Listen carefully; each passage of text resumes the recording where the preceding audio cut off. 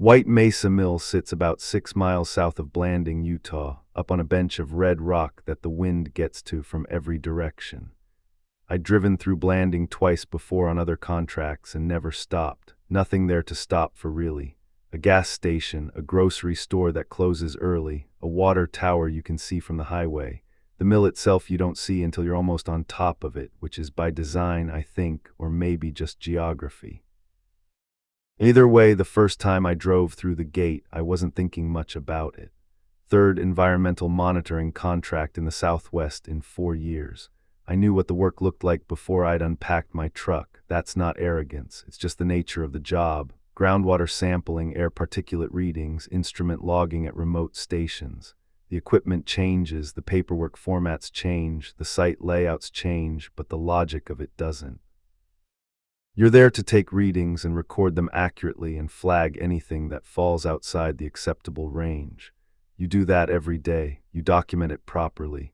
You stay out of the way of the people running the actual operation. That's the whole contract. I'd done it at a copper tailing site outside Tucson and a reclaimed uranium heap leach facility up near Moab.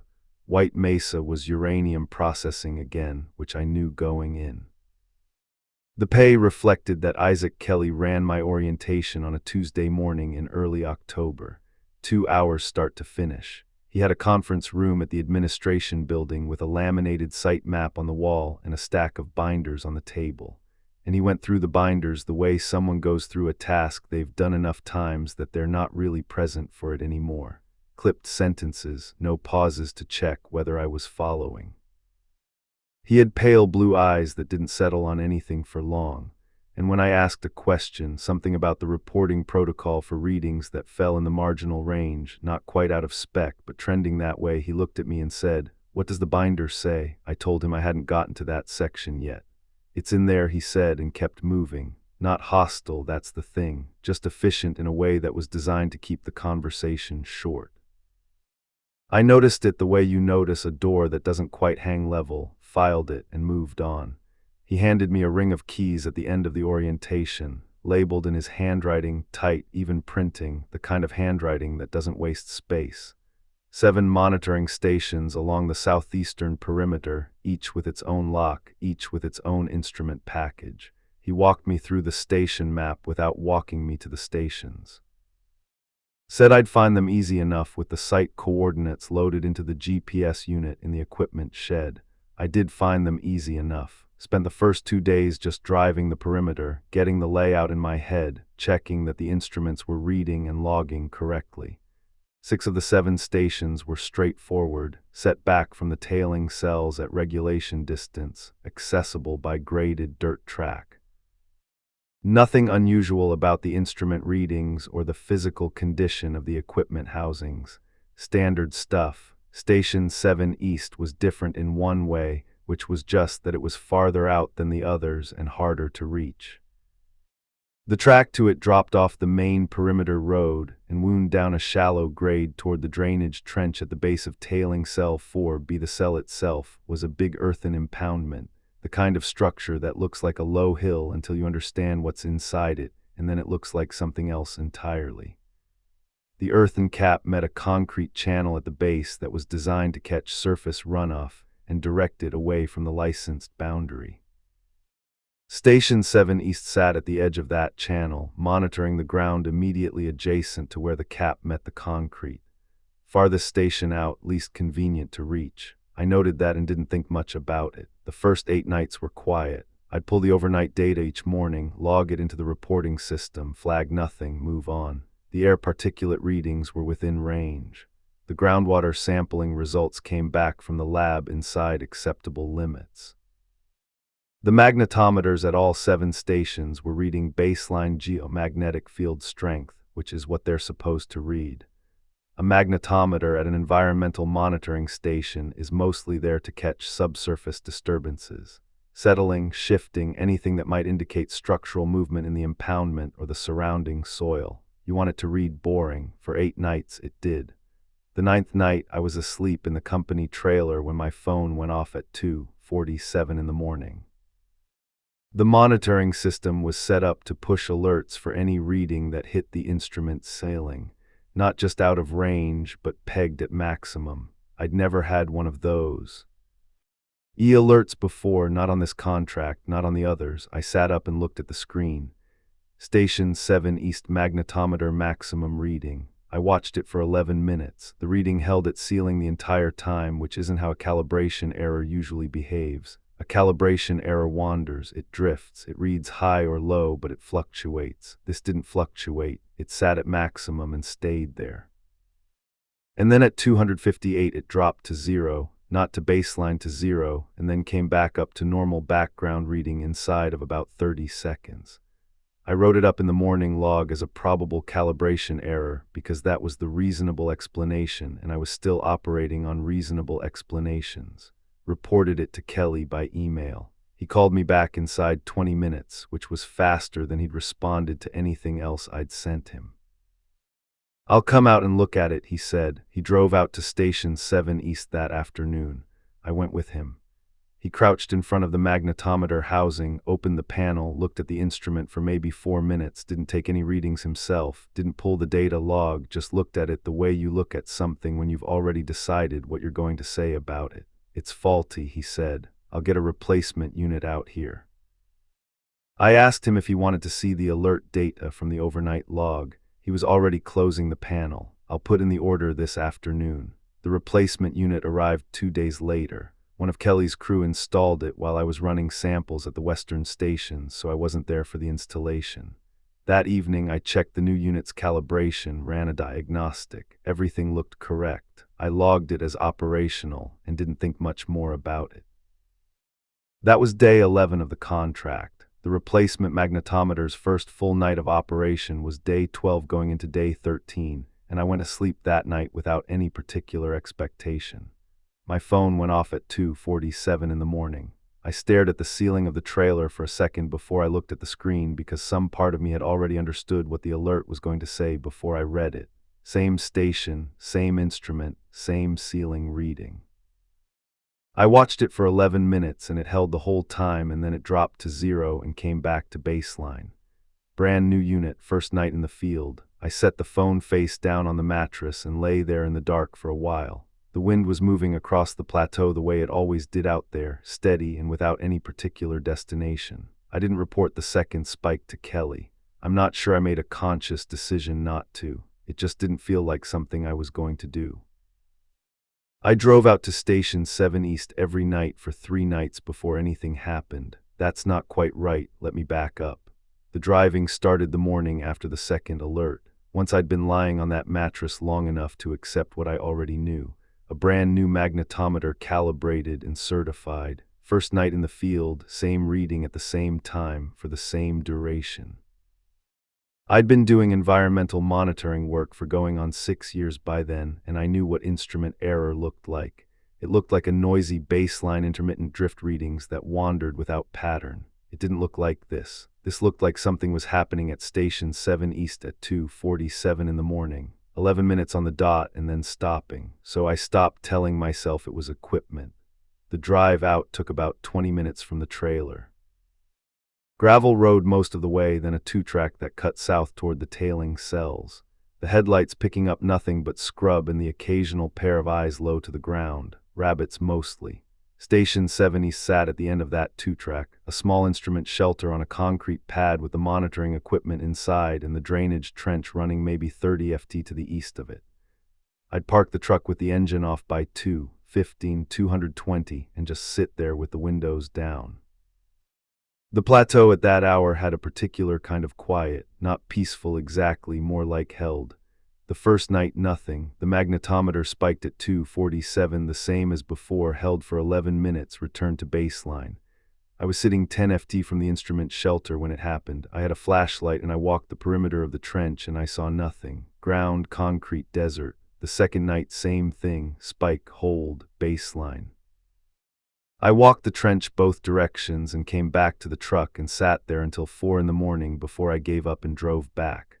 I almost didn't go the third night. I'm not sure why I did. Stubbornness, maybe. Or something closer to the feeling you get when you know the answer is right there and you just haven't looked in the right place yet. I've always had trouble walking away from that feeling. It's It's got me into trouble before, and it got me into trouble here, though I didn't KN. How that yet, I was parked by 210 that third night. The air had that same held quality, and there was no wind at all, which was unusual for the plateau. I had the window down, and I could hear the faint mechanical hum from the instrument shelter and nothing else. 247 came, and my phone lit up with the alert, and I was already out of the truck. I saw them before I got to the trench. 3 figures standing at the edge of the concrete channel, spaced maybe 8 or 10 ft apart, perfectly still.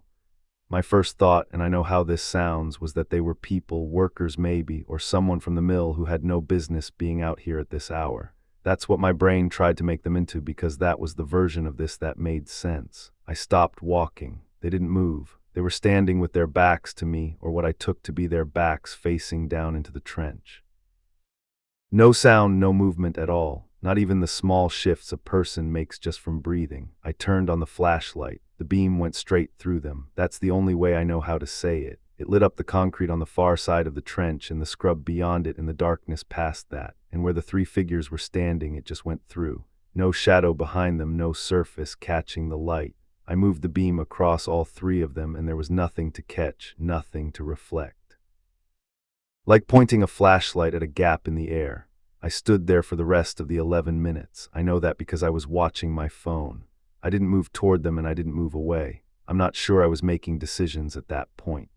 My hand was tight on the flashlight, and I had the beam on the middle figure, and I just stood there, and they stood there, and that was what happened until 258, when my phone showed the magnetometer dropping to 0, and the 3 figures were gone. Not gone like they walked away, gone like they had never been a variable the world was tracking. I checked the camera before I left. The station's motion-activated unit was mounted on a bracket above the shelter door, angled to cover the trench approach. I pulled the memory card and sat in the truck with my laptop. The frame at 246 showed an empty trench, concrete, flat desert beyond. The frame at 248 showed the same thing. Between those 2 timestamps, there was nothing. Not corrupted data, not a run of black frames, just nothing. The file went from 246 to 248 as though the intervening time hadn't registered as something worth recording. I sat with that for a while. Then I went inside the shelter and started going through everything. I'm not sure what I was looking for exactly. Something to hold on to, maybe something that operated on rules. I understood. I checked the magnetometer first, ran through its calibration log, everything clean. I went through the equipment cabinet, spare sensors, maintenance records, a laminated emergency contact sheet that listed Kelly's number at the top. I checked the storage drawers along the back wall, survey maps mostly folded wrong, the way survey maps always end up, and a binder of historical readings going back 4 years. The map drawer was deeper than the others. I noticed it because when I pulled it all the way out, the resistance was wrong, too much weight for paper. I cleared the maps out and set them on the floor and pressed on the bottom of the drawer, and it shifted. Thin plywood cut to fit, sitting on top of whatever was underneath. I lifted it out. There was a stack of pages beneath it, handwritten both sides, the paper slightly warped at the edges like it had gotten damp once and dried. I picked up the first page and held it under my flashlight. The name at the top was Henry Gibson. I sat down on the floor of that shelter with my back against the equipment cabinet and read the first 3 pages without stopping. His handwriting was small and even the kind of handwriting that takes its time. The date on the first page was 8 months back. He'd been at this station doing the same work, and he'd seen the same spike, and he had written it all down and hidden it here specifically so that whoever came next would find it. I set the pages on my knee and looked at the ceiling of the shelter for a moment.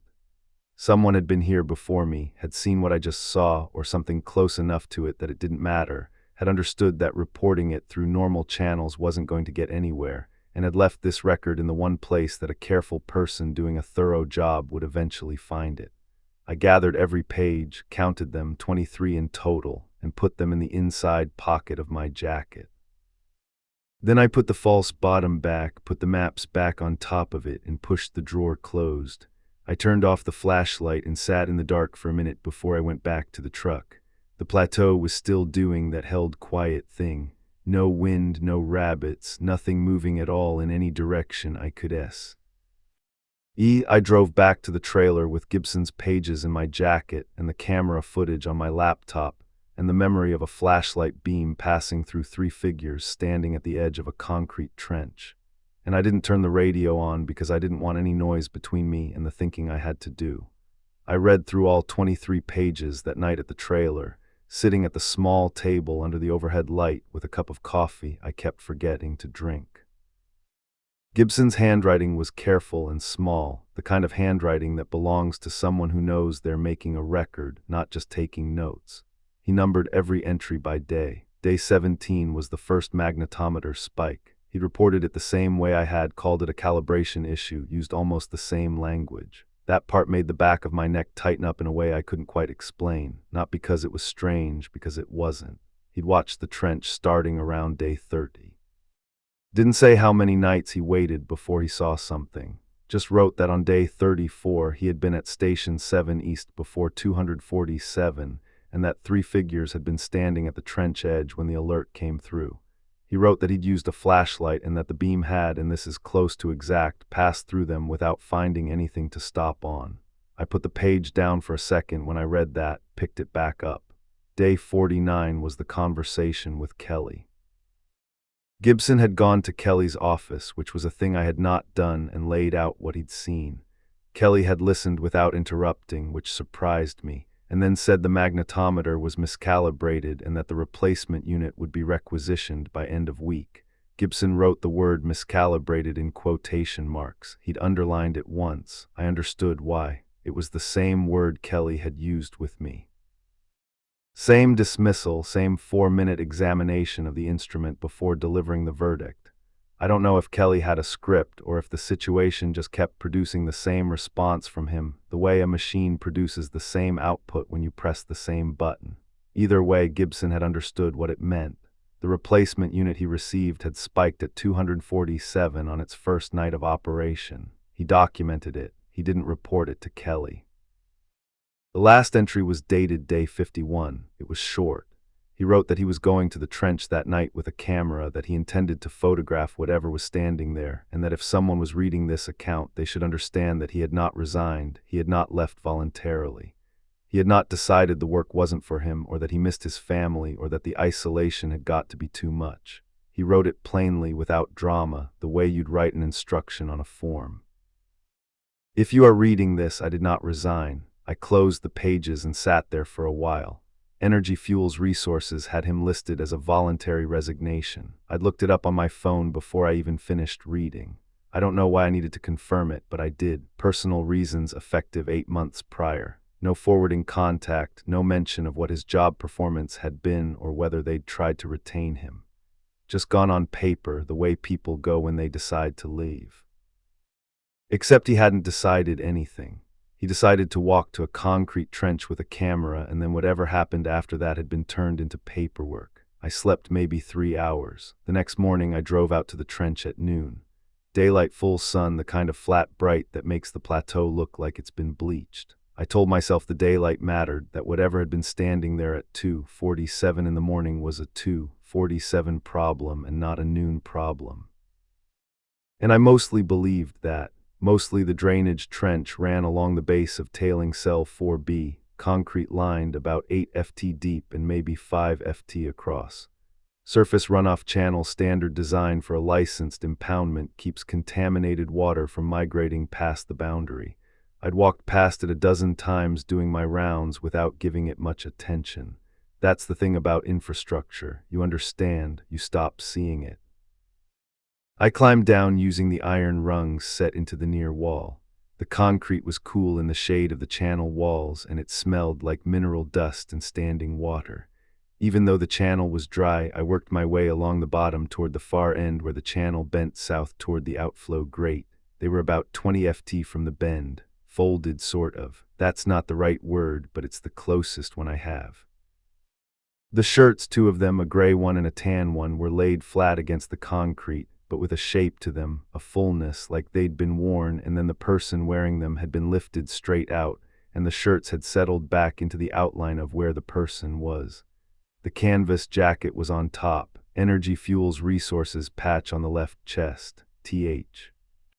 The kind of jacket you get issued on your first week. The boots were at the bottom of the arrangement, toes pointing up channel, steel-toed work boots with the laces still tied, still in the shape of feet inside them.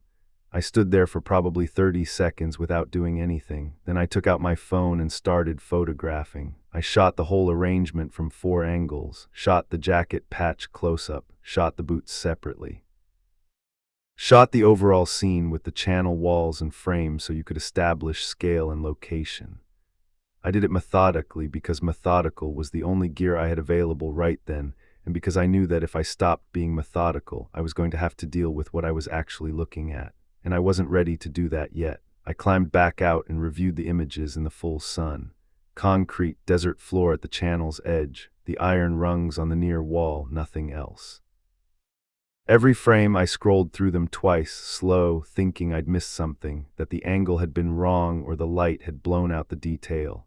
Nothing. The clothing wasn't there. The boots weren't there. Whatever was folded into the shape of Henry Gibson at the bottom of that channel had the same relationship to cameras that the figures at the trench edge had, which is to say none.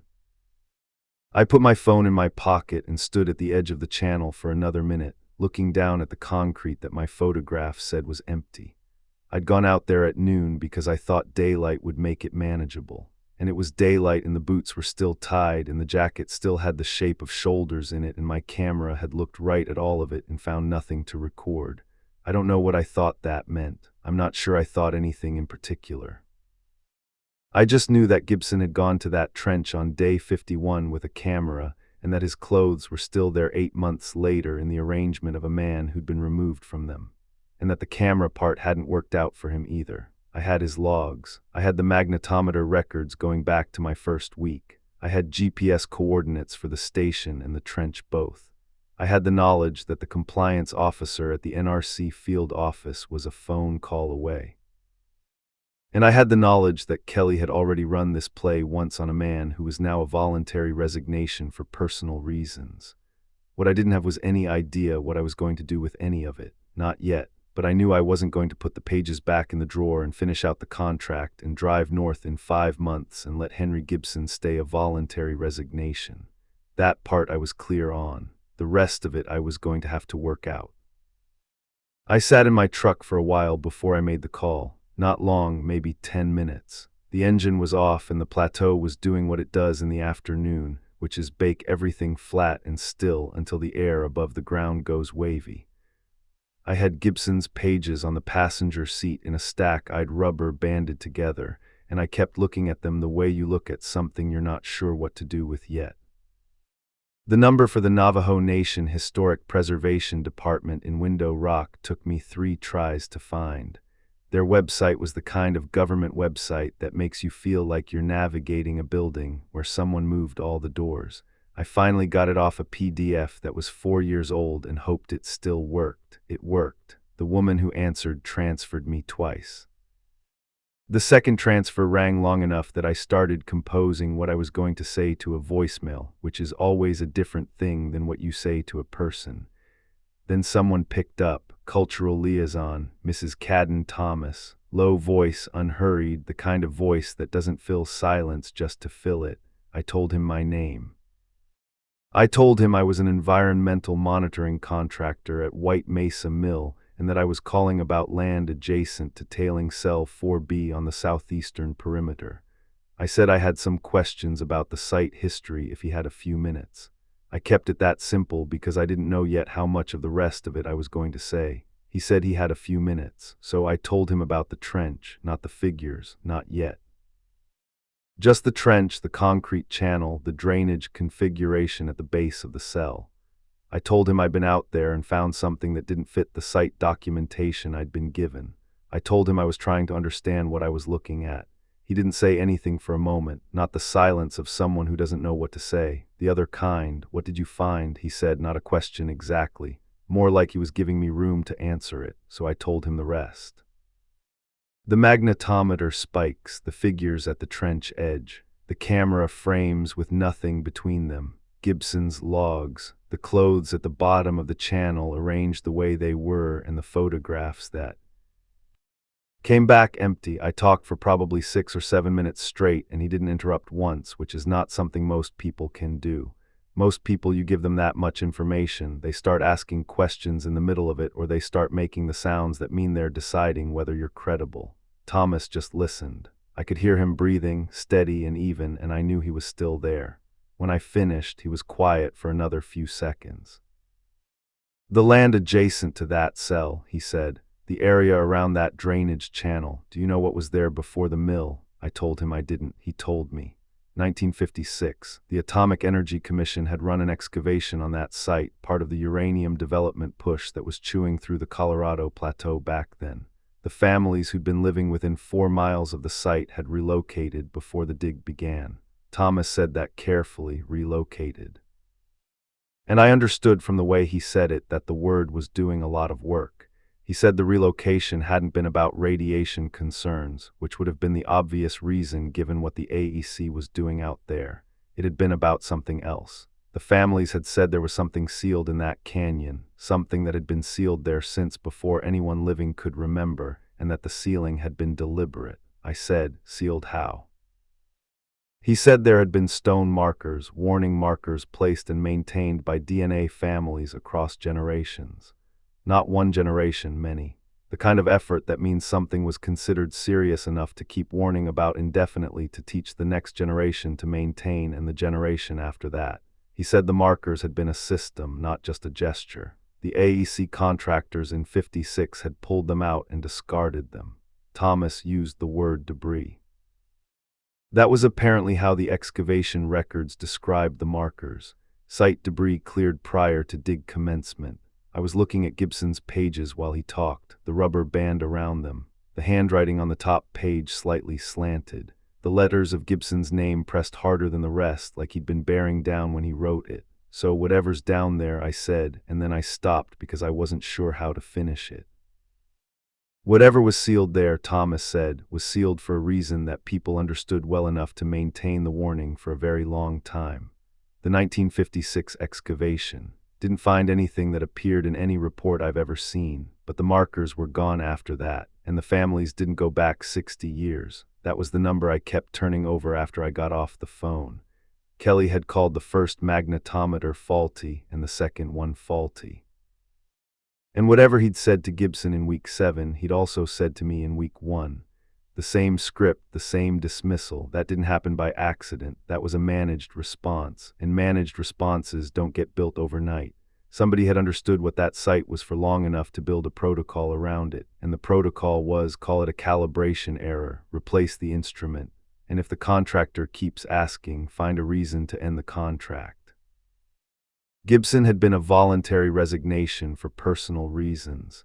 I was going to be something similar if I kept going. I already knew that. What I hadn't known until Thomas told me was that the thing at the trench at 2:47 a.m. wasn't new. It wasn't a byproduct of the mill operations. Wasn't something the tailings impoundment had created or disturbed in some way I didn't have the geology to understand. It had been there before the mill, before the AEC, before anyone who was alive now had been alive. The 1956 excavation had just taken down the signs that said, "Don't go near this." And then the mill had been built on top of it, and now there was a concrete drainage channel running right through the middle of whatever the DNA families had spent generations warning people away from. I thought about Gibson finding those pages and deciding to go to the trench with a camera. I thought about how that had seemed like a reasonable next step from where he was sitting. Document it, photograph it, get something on record that couldn't be explained away. I understood the logic. It was the same logic I'd been running. His clothes were still at the bottom of that channel. I put my phone in my jacket pocket and sat there for a minute looking at the plateau through the windshield. The heat shimmer was still going. Nothing moved. Then I got to work. I had a small flatbed scanner in my gear bag. I used it for field documentation, copying handwritten log entries when the originals needed to stay on site. I pulled it out, set it on the passenger seat, and went through Gibson's pages one at a time. 41 pages. Some of them were dense, small handwriting covering most of the sheet. Some were just a few lines. I scanned every one and checked each image on my laptop screen. And before I moved to the next, making sure the text was legible, making sure nothing was cut off at the edges. Then I photographed each page separately with my phone, belt and suspenders. My old supervisor on a pipeline job in Wyoming used to say that belt and suspenders whenever you backed up a backup. I'd thought it was overkill at the time. I didn't think that now. The magnetometer records were already on my laptop in the monitoring software's export format, time-stamped and unmodified. I pulled those into a folder. The GPS coordinates for Station 7 East in the trench I'd logged separately on my handheld unit the first week. I exported those, too. Thomas's account I typed out from memory while it was still fresh. I'm not a fast typist, and I kept stopping to make sure I had the details right. 1956, the AEC excavation. The families within 4 miles, the stone markers described as site debris. I wrote it as close to verbatim as I could get. Noted that the source was Cadden Thomas, Cultural Liaison, Navajo Nation Historic Preservation Department, Window Rock, and included the date and approximate time of the call. I had a USB drive in the center console, one of the small ones, 16 GB, that I'd bought in a gas station outside Cortez when I'd needed one in a hurry on a previous job and had just left in the truck. I plugged it in and copied the folder over. Gibson's scans, the magnetometer records, the GPS coordinates, Thomas's account. I held the drive in my palm for a second, lighter than it had any right to be given what was on it. I put it in my shirt pocket, buttoned the pocket, and started the truck. The Blanding field office sat in a strip of government buildings off a side road that didn't get much foot traffic. I'd driven past it twice before I found the right turn.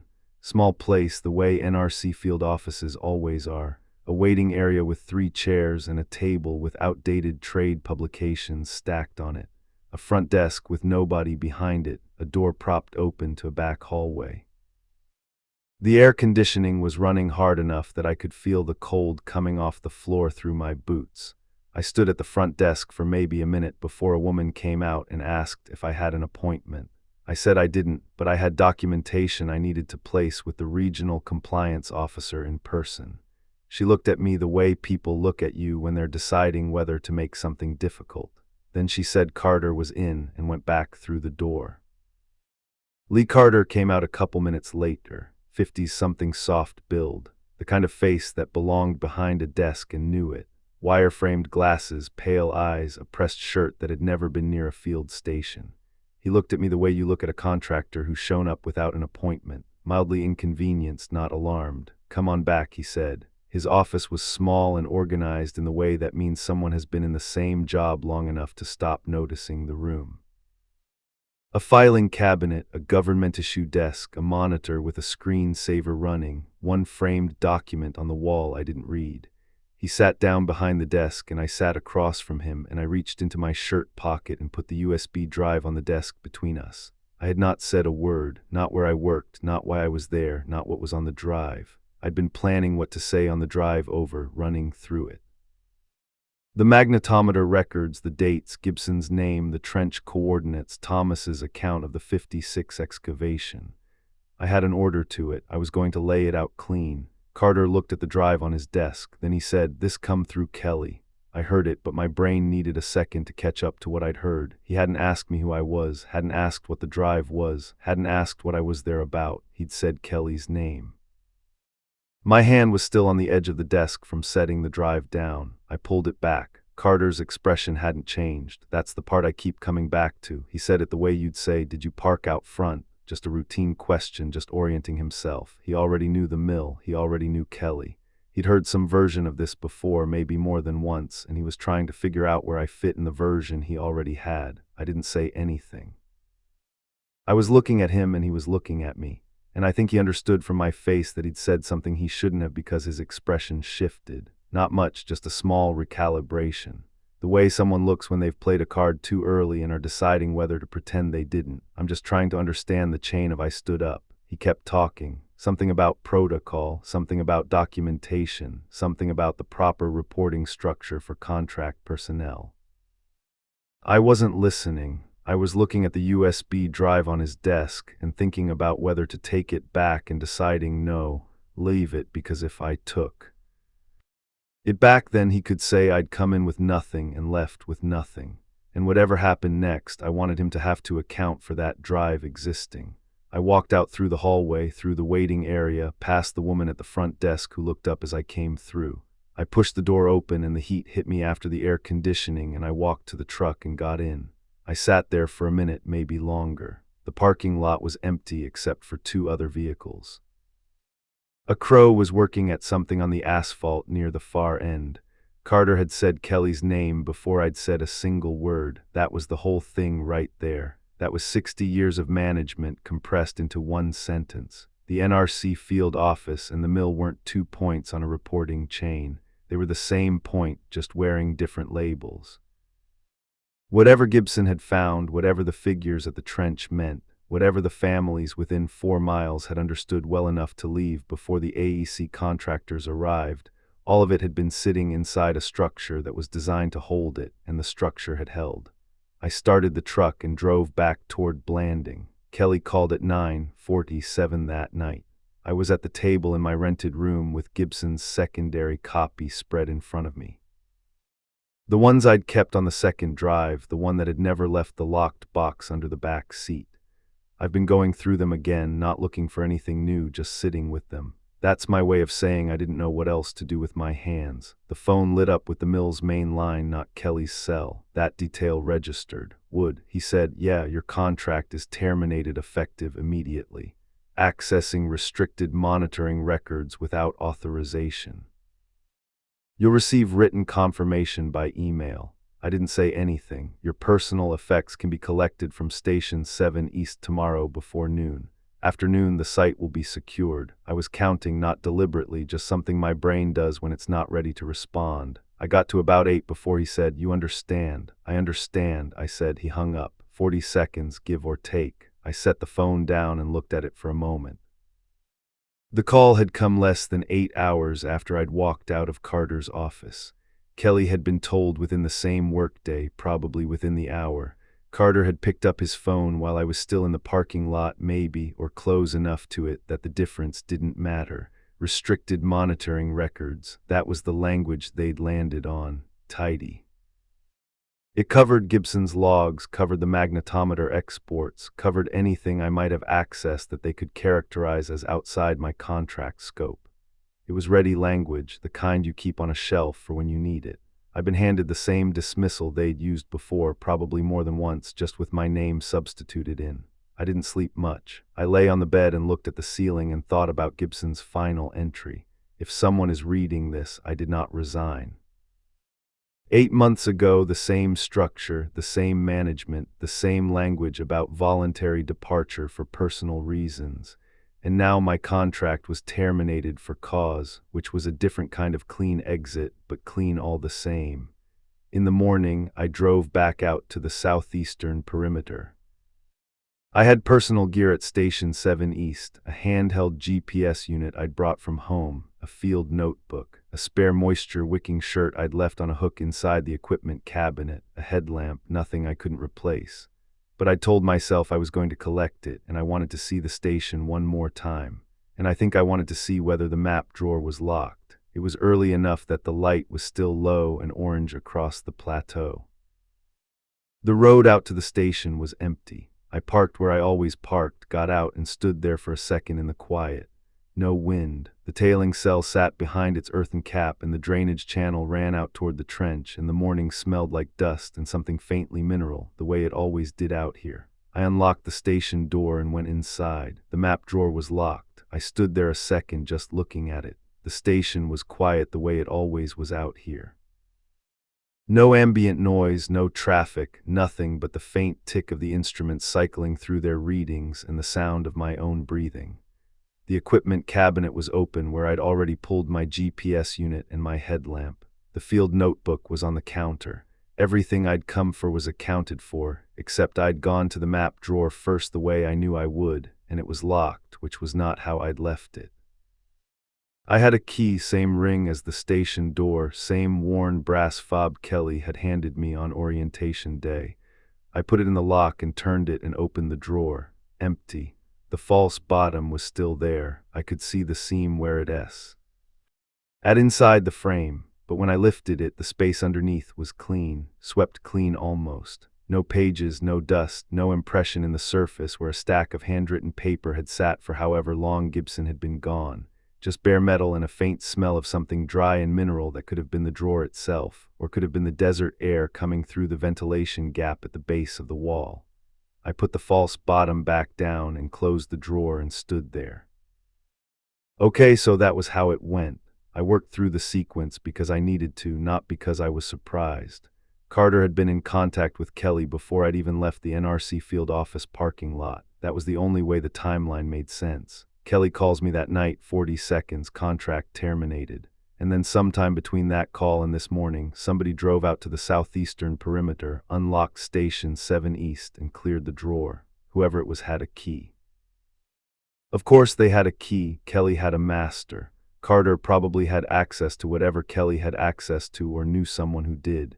60 years of managing a situation like this, you don't leave the physical evidence in a monitoring station on the off chance the next contract worker finds it. You handle it.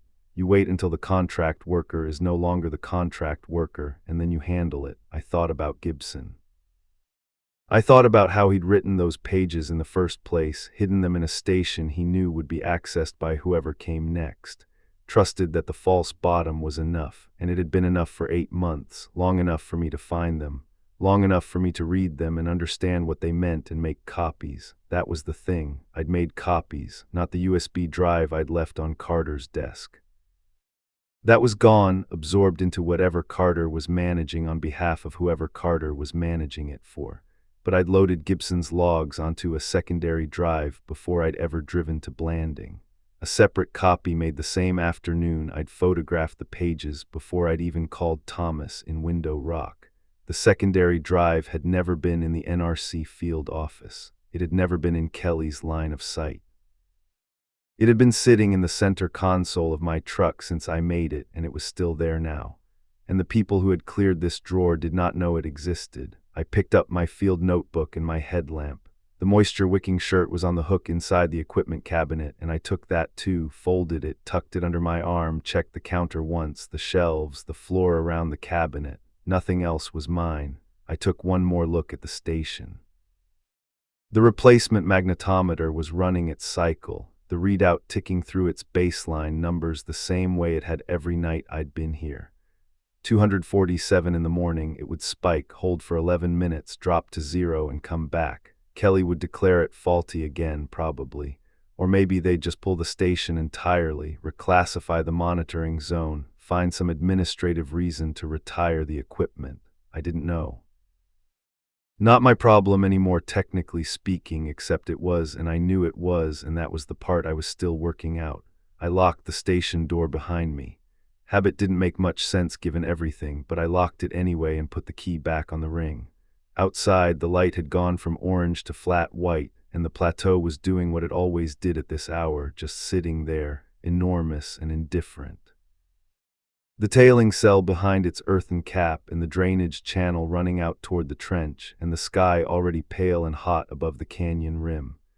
I stood at my truck for a moment and looked south toward the trench, 8 ft down a concrete channel. Work shirts, a canvas jacket, a pair of steel-toed boots arranged in the shape of a man who was no longer inside them. No photograph that would prove it. No physical record in that drawer anymore. Just my memory of it and Gibson's words on a drive sitting in my center console. I got in the truck. The drive north on US 191 takes you up through the canyon country, red rock and juniper, and the occasional pull-off where somebody stuck a historical marker about the uranium boom. I've driven that road enough times that I stopped seeing it mostly. I was not seeing it that morning. I was running the same loop I'd been running since I stood at that open drawer. Carter, Kelly, the drawer, the drive. What it meant that the reporting chain ran from the mill to the NRC field office without a single gap in it. 60 years, that was the number Thomas had given me. 60 years since the AEC contractors pulled those stone markers out of the canyon and treated them as debris. 60 years of whatever was sealed in that canyon existing in a regulatory environment that had learned somewhere along the way to manage it, not to address it, not to report it, to manage it.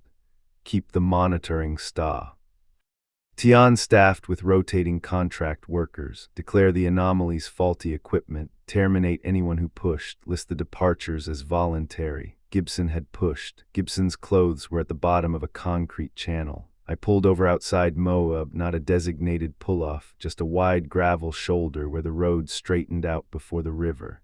I sat there with the engine running and looked at the center console. The secondary drive was a plain black rectangle, 32 GB, the kind you can buy at any gas station in a 3-pack for $12. I'd labeled it with a strip of electrical tape and a marker, WM Backup, which was not a sophisticated labeling system, but it had done the job. Gibson's logs, my photographs of each page, the magnetometer records going back to my first week. Thomas's account of the 1956 excavation transcribed the same night we'd spoken because I'd written it down while it was fresh. The GPS coordinates for Station 7 East in the drainage trench, and my own notes. Everything I'd written in that field notebook transferred over. I knew what Carter had already done with the USB drive I'd left on his desk. I knew what Kelly had already done to my employment record. I knew that whatever official body you might theoretically report this to, that body had already demonstrated what it did with the information. The reporting chain was a closed loop. I'd walked into it and walked back out, and the loop had closed behind me the same way it had closed behind Gibson, except Gibson had gone to the trench at night with a camera, and I had not done that, and I was still here, and that distinction felt important. There was one move that a closed loop could not absorb quietly. That was the thing I was working out on that gravel shoulder outside Moab, engine running, secondary drive in my hand. You make it public, you attach your name to it. You post it somewhere that cannot be unlocked with a master key and swept clean before morning. You understand what it costs, and I did understand sitting there. I was clear-eyed about it. And you do it anyway because the alternative is that nobody ever knows. And Henry Gibson's clothes stay folded in the shape of his absence at the bottom of a concrete channel. And the next contract worker finds the same false bottom in the same empty drawer, and the loop keeps running. I put the truck back in gear. I'd make the post from Moab somewhere with a decent connection. I knew the forum. I'd used it on a previous contract, an accountability board for environmental monitoring irregularities. The kind of place that got read by journalists and watchdog groups and people who paid attention to the uranium sector. Not a perfect solution, not a solution at all maybe, but a record, a public one with my name on it that could not be quietly managed. I drove north and did not look at the canyon country on my right. I pulled off just past the Moab city limit sign onto a wide gravel shoulder where the road straightened out and you could see the canyon walls drop back from the highway. Turned the engine off, sat there a minute with the secondary drive in my hand. The forum was called Environmental Monitoring Accountability Network. I know that sounds like something a person made up, but it was real. It had been running for about 12 years. And I'd used it once before on a job in New Mexico where a tailings pond was reading 3 times over acceptable particulate limits, and the site manager kept submitting corrected figures without correcting anything. That post had gone nowhere in terms of enforcement, but a journalist in Albuquerque had picked it up and written a piece, and the site had eventually come under a secondary review. Not a perfect outcome, but a record, a public one. That's the thing about that forum. It got read. Watchdog groups, environmental journalists, people inside the sector who paid attention to what was happening at which sites. Whatever you posted there, it didn't disappear. It didn't get locked in a drawer. I opened the laptop on the passenger seat and connected to my phone's hotspot. The connection was slow out here, the kind that makes the loading bar move in small, reluctant increments. And I sat watching it and not thinking about much. That's not true. I was thinking about Henry Gibson. I was thinking about the fact that his clothes were still down there, that they hadn't been collected, hadn't been logged as evidence, hadn't been explained away as anything. They were just there in the shape of him in a concrete channel that the cameras had agreed not to see. I was thinking about the fact that Kelly had known Gibson's name and had said voluntary resignation without blinking, and that Carter had known Kelly's name before I'd said a word, and that the chain ran deep enough and long enough that nobody in it had ever felt the need to clean up what was at the bottom of that trench. Because who was going to ask? The connection loaded. I logged into the forum under my Account my real name, James Wood, the same account I'd used in New Mexico, and I started a new post. I sat there for a moment with the cursor blinking in the title field. I typed White Mesa Mill, Blanding, UT, unreported anomalies, missing contractor, compromised NRC oversight. That felt right, direct, no hedging. I wrote the body of it the same way I'd have written a field report because that's what I know how to do. I laid out the timeline from the beginning. The magnetometer at Station 7 East, the spike at 2:47 a.m., the 11-minute duration. The clean return to baseline, the replacement unit producing identical readings. I wrote what I'd seen at the trench on 3 consecutive nights. I didn't dress it up and I didn't explain it because I couldn't explain it and I wasn't going to pretend otherwise. I wrote 3 figures motionless at the trench edge. Flashlight passed through without catching shadow or reflection. Motion camera produced no data for the 11-minute window. Not corrupted files, not black frames, no data. I wrote it exactly like that, plain as I could make it. Because the moment you start softening something like that, it sounds like you're trying to sell it, and I wasn't selling anything. I wrote about Gibson. I named him. I included the date Energy Fuels Resources listed as his voluntary resignation, and I included the date of his final log entry.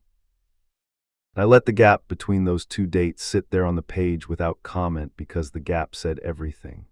I attached the photographs of his log pages, every one of them front and back in sequence. I attached the magnetometer records, the raw data files, the timestamps. Then I wrote about Cadden Thomas and the 1956 excavation. I wrote it carefully because it wasn't my history to get wrong. I wrote what Thomas had told me, the families who had relocated before the dig began.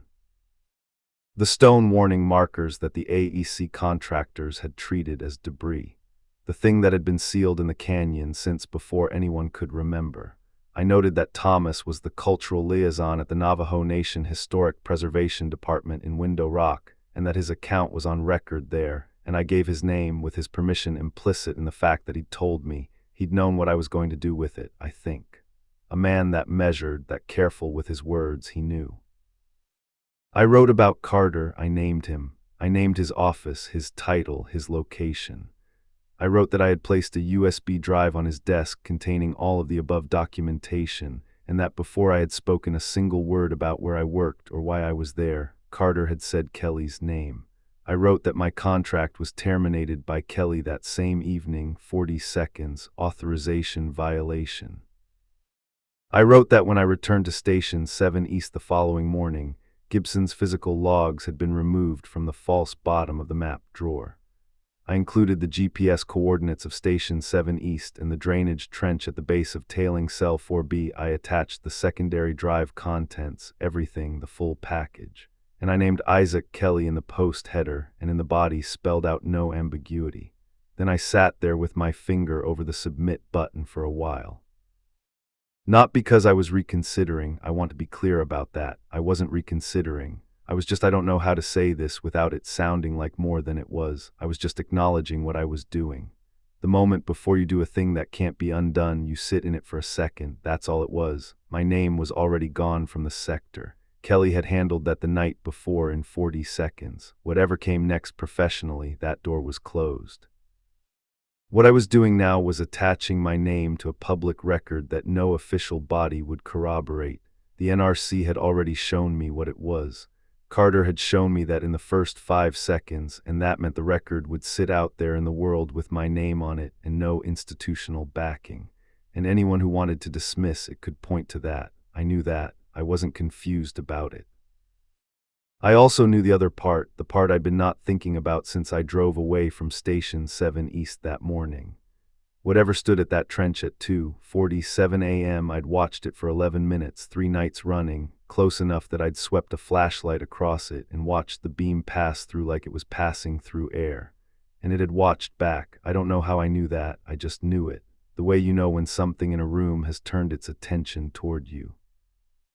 Some shift in the quality of the silence, something that registers before your brain catches up. It had watched back, and I had walked to the trench in daylight and found what was left of Henry Gibson and taken photographs that showed nothing. And it had let me do that, and it knew my face now the same way it had known Gibson's face. That was already done. Posting this or not posting this didn't see. That was already in the ground with me, permanent as the coordinates. I hit submit. The upload bar ran slow and then faster, and then it was done. The post sat there on the screen with my name at the top and the timestamp and the attachment icons lined up underneath. I looked at it for a moment, then I closed the laptop. I pulled back onto US 191 heading north. The canyon country was on my right. The red walls, the long flat messes, the way the light was sitting on the rock in the late afternoon. That particular color that doesn't look like any other color anywhere. I didn't look at it. I'd looked at it long enough. I'd looked at it every day for 3 weeks, and I'd looked at the bottom of a concrete channel, and I'd looked at 3 figures standing motionless in the dark, and I'd looked at the shape of a man pressed into a pair of steel-toed boots with nobody inside them. I drove north. Gibson had looked too. He looked carefully and methodically, and he'd kept records, and he'd gone back one final time to get the proof. And whatever was in that canyon had been there since before the warning markers, since before the AEC, since before anyone now living had a name for it. It had been sealed and then unsealed, and it had been managed and covered and explained away for 60 years. And none of that had changed what it was. It was still there. It would still be there after Kelly retired and after Carter moved on and after the mill ran through whatever was left of its licensed lifespan and the tailing cells got capped and the monitoring contracts got handed to the next crew. My post was out there now. That was what I had, a record with my name on it, public attached to coordinates and documentation and the name of a man who had gone to that trench and not come back. It wasn't enough. I knew that it was what there was. I kept driving. The canyon walls dropped back from the road, and the plateau opened up wide and flat, and the sky above it was the kind of blue that makes the distance look closer than it is.